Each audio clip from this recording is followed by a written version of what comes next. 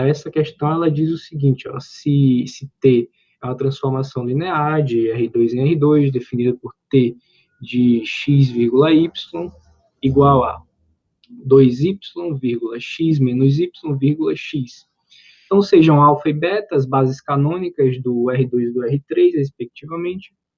Então, o que essa questão pede aqui é a soma das 6 entradas da matriz de T com respeito às bases alfa e beta, ou seja, de alfa em beta. Aliás, aqui, deixa eu fazer um concertozinho, tá? Isso aqui, ó, é R3, né?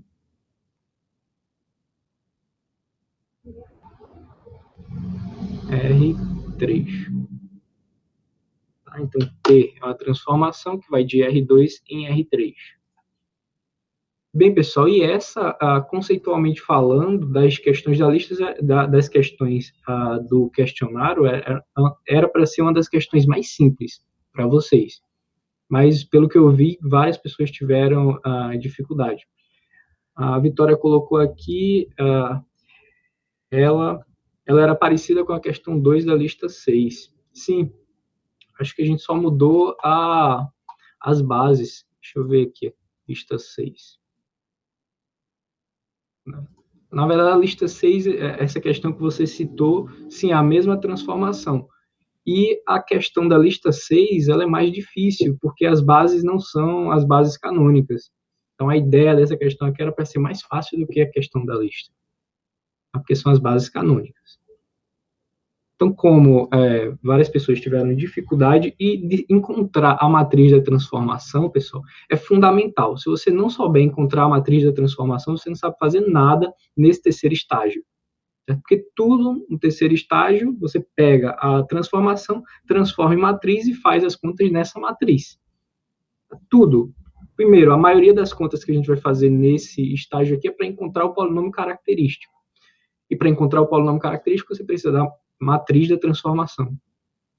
Então, é de fundamental importância vocês saberem encontrar a matriz da transformação.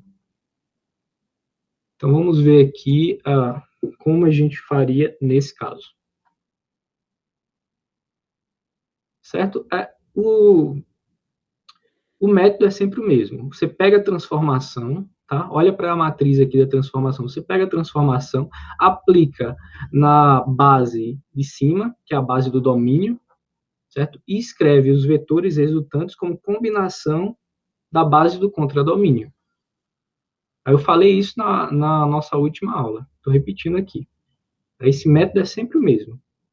E quando as bases são canônicas, essa parte final aqui de escrever os vetores resultantes como combinação da base que está aqui embaixo, nesse caso da base beta, essa parte aqui ela é trivial. Certo? Você não vai precisar fazer nenhuma conta a mais quando a gente tem as bases canônicas. Quando são bases não canônicas, então você vai ter que resolver alguns sistemas para poder encontrar as coordenadas. Mas, em geral, quando a gente está trabalhando, por exemplo, com polinômio característico, você tem a liberdade de escolher as bases, então, obviamente, você vai escolher as bases mais fáceis, que diminui aí a quantidade de contas que você vai fazer. Então, vamos ver aqui como é que resolve essa questão. Então, note o seguinte, ó, você vai aplicar a sua transformação nos vetores da base canônica. No caso, nos vetores da base alfa, que nesse caso, nesse exemplo aqui, nessa questão, são os vetores da base canônica. Então, essa daqui é a base canônica do R2. Essa daqui é a base canônica do R3.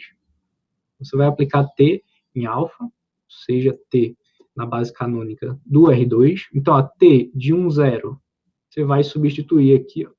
Também isso foi mencionado e feito com bastante bem detalhado, na verdade, na nossa aula passada. Tá? Certo? Aqui, ó, T de xy, aqui x é igual a 1 e y é igual a 0, você vai usar essa fórmula aqui. 2y, x menos y, x. Então, tá aqui, ó, 2 vezes y, x menos y, e aqui x. Então, vai ficar, ó, 2 vezes 0, 1 menos 0, 1. Então, vai ficar 0 na primeira entrada, 1 na segunda e 1 na terceira. Então, esse aqui que é o vetor resultante. Quando você aplica T no primeiro vetor da base alfa, você vai obter esse vetor aqui, ó. Então, é esse vetor que você vai escrever como combinação dos vetores da base beta, certo? Que é a base que fica aqui embaixo. Então, você vai escrever esse vetor como combinação da base beta e vai continuar esse procedimento. Depois aplica a transformação no segundo vetor da base, escreve ele como combinação dos vetores da segunda base da base do contradomínio, nesse caso da base beta. E vai fazendo isso. Cada procedimento que você faz desse, você vai encontrar as colunas da matriz da transformação. Então, vamos focar nessa primeira etapa aqui. Pegou a transformação, aplicou no primeiro vetor da base alfa, obteve esse vetor aqui, 0,11, e você quer escrever ele como combinação da base beta. E é aí que entra a facilidade da base canônica. Certo? Aqui está nossa base canônica, 1, 0, 0, 0, 1, 0 e 0, 0, 1. Como é que você escreve um vetor como combinação da base canônica? As coordenadas desse vetor, ou seja, os carinhas que multiplicam os vetores da base canônica, são exatamente as coordenadas. Ó. 0 aqui, então vai ficar 0 vezes o primeiro vetor da base canônica, 1, então vai ficar 1 vezes o segundo vetor da base canônica, e aqui 1, então vai aqui 1 vezes o segundo vetor da base canônica. Certo? Suponha que isso aqui já te dá a primeira coluna da sua matriz. Certo? Só isso aqui. Você não precisava nem fazer essa segunda linha aqui. Ó. Você poderia parar aqui. Isso aqui já é a primeira coluna da sua matriz. Aqui já fica 0, 1, 1. Por quê? Porque beta é a base canônica. Se você tivesse, se fosse assim, ó. Deixa eu botar de vermelho mesmo. Se você quisesse encontrar alfa em gama, onde gama é outra base. V1, V2, V3. Então, você ia ter que escrever esse vetor ó, como combinação x vezes V1 mais y vezes V2 mais z vezes V3. Multiplicava, somava e igualava esse vetor e ia resolver um sistema. Aí você iria encontrar x, y, z, e aí você encontrar a primeira coordenada, aliás, a primeira coluna dessa matriz. Certo? E é isso que eu espero que você tenha feito no exemplo, no exercício 2, por exemplo, da lista 6, que foi apontado aqui pela Vitória, que é a mesma transformação. Certo? Então, lá tem a mesma transformação, a diferença é que lá você vai ter que resolver um sisteminha para cada vetor desse aqui. Ó. Você vai aplicar T no primeiro vetor da base, T no segundo vetor da base, e cada um deles você vai ter que escrever como combinação dos vetores da base beta. E lá a base beta não é canônica, então por isso que a gente tem que resolver um sisteminha para encontrar as coordenadas. Só um minuto, pessoal. Audson. Voltando aqui. Mas esse não é o nosso caso, certo? O nosso caso é o melhor possível, que aqui é da base canônica na base canônica.